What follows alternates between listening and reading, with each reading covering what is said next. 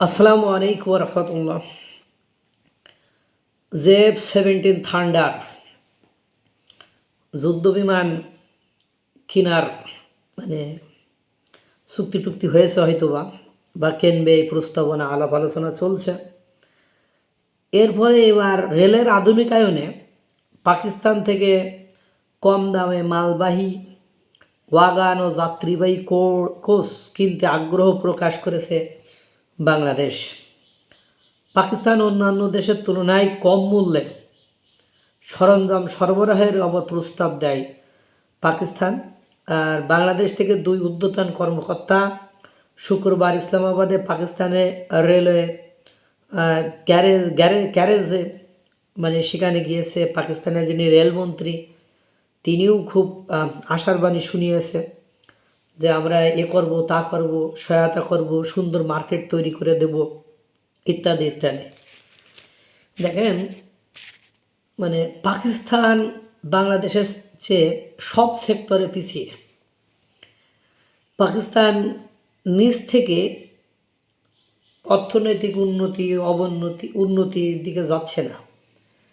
পাকিস্তানের কোনো কাজে লাগছে না। পাকিস্তান ছাড়া কি বিশ্বে, আমার প্রশ্ন সেই প্রথম থেকে, পাকিস্তান ছাড়া কি আর বিশ্বে কোনো দেশ নেই যে দেশের সাথে চুক্তিগুলো করা যায় না, যে দেশ থেকে এগুলো নেওয়া যায় না? এমন লোকেরা এসব চুক্তি করার চেষ্টা করছে এবং এমন দেশের সাথে করার চেষ্টা করছে যেটা পরবর্তীতে গোদের উপর বিস্ফোরা হয়ে দাঁড়াবে। বিশ্বাস হোক আর না হোক আপনারা দেখবেন। কারণ পাকিস্তানের সাথে 5ই আগস্ট 2024 পরে এই সরকার এবং এই সরকারের সমর্থন দেওয়া রাজনৈতিক দলগুলো আপ্রাণ চেষ্টা চালায় যাচ্ছে যে ভারতকে বাদ দিয়ে, ভারতের সাথে রেল নিয়ে কত চুক্তিবার্তা ছিল, কত রকম ইনভেস্টমেন্ট ছিল, সেটা ভারত অবশ্য অর্ধেক পথে রেখে আবার ফেরত নিয়েছে। সেটা আবার সাহায্য সহযোগিতা করছে না। এখন এই পাকিস্তানের থেকে এগুলো যে কিনবেন, শেষ পর্যন্ত এসে পৌঁছাবে তো? আমার তো মনে হয় না।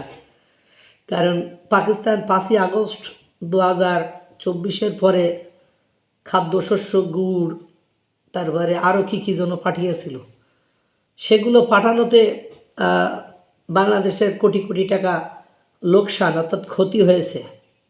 5ই আগস্ট 2024 পরে আজ 18-19 মাস। এই 18-19 মাসে পাকিস্তানের সাথে সম্পর্ক করে, পাকিস্তানের সাথে ব্যবসা বাণিজ্য করে একটা সেক্টরে আমরা লাভবান হয়েছি, এইটা আপনারা আমাকে দেখান তো। এতে করে আমরা বরং আরও ক্ষতির সম্মুখীন হচ্ছি। দেখা যায় কম দামে দিতে চাইছে, ঘোড়ায় পেঁচায় ট্রান্সপোর্ট ব্যবহার করে, জাহাজ মাছ ব্যবহার করে এমনভাবে নিয়ে আসতে হয়েছে, সে ট্রান্সপোর্ট কস্ট অর্থাৎ যাতায়াত খরচে সে যেটুকান কম দিয়েছিল ওটুকু তো বেশি হয়ে গেছে। সেখানে অর্থ উপদেষ্টা সালেউদ্দিন আহমেদ বলেছিলেন যে ভারত থেকে যে চাল কিনি, ওই চাল অন্য দেশ থেকে কিনলে কেজি প্রতি 10 টাকা বেশি চলে যায়, ওই যে ট্রান্সপোর্ট কস্ট।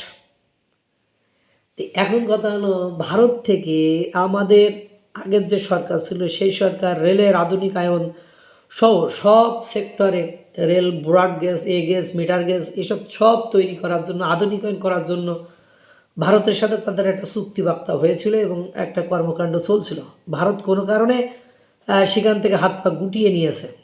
এখন ঘটনা হইল, তাহলে আপনি সেক্ষেত্রে চীনের সাথে করতেন। চীনের বুলেট ট্রেন, জাপানের বুলেট ট্রেন, এগুলো তো আছে, তাদের আছে না? এগুলো তাদের সাথে করতেন। কিন্তু দুর্ভাগ্য হলো সত্য যে আপনার অন্তর্বর্তীকালীন সরকারের সাথে যারা একটু উন্নত দেশ, যারা গণতান্ত্রিক সমাজতন্ত্র বা উন্নত পরাশক্তি, উন্নত দেশ, এরা বাংলাদেশের এই সরকারের সাথে কোনো চুক্তিবার্তা করেনি। শুধু মার্কিন যুক্তরাষ্ট্র কিছু কিছু সেক্টরে করেছে, তারপরেও সে তার দাদাগিরি আছে। কারণ ওই ইচ্ছা করলেও জোর করে আদায় করে নিতে পারবে, কিন্তু অন্য দেশ তা অত বেশি জোর করতে পারবে না। যেখানে মার্কিন যুক্তরাষ্ট্র মাথা ঢোকায়, ওখানে একমাত্র সাহস দেখাতে পারে ভারত। অন্য কোনো রাষ্ট্র, বিশেষ করে ইন্দো প্যাসিফিক অঞ্চলে মার্কিন যুক্তরাষ্ট্র নাক গলাচ্ছে, মাথা ঘামাচ্ছে, ওখানে একমাত্র ব্যাগড়া বা একমাত্র সাহস দেখাতে পারে ভারত। হ্যাঁ, মার্কিন যুক্তরাষ্ট্র ওখানে সাহস দেখান। পাকিস্তান ছাড়া কারণ পাকিস্তান ব্যর্থ রাষ্ট্র, ওই যে এ বেগার হ্যাজ নাথিং টু লস, ল্যাংটার নেই বাটপারের ভয়, পাকিস্তান তো হারানোর কোনো ভয় নেই, সুতরাং সে তো চুক্তি করবেই, সে তো ওই পথে হাঁটবেই, এটাই তো স্বাভাবিক, এটাই তো আমরা দেখছি। এই যে আর একটা রেলের আধুনিকায়নে পাকিস্তান থেকে সব মালমূল কিনবে, আর একটা ধ্বংসের দিকে মানে আমরা হাত বাড়াচ্ছি।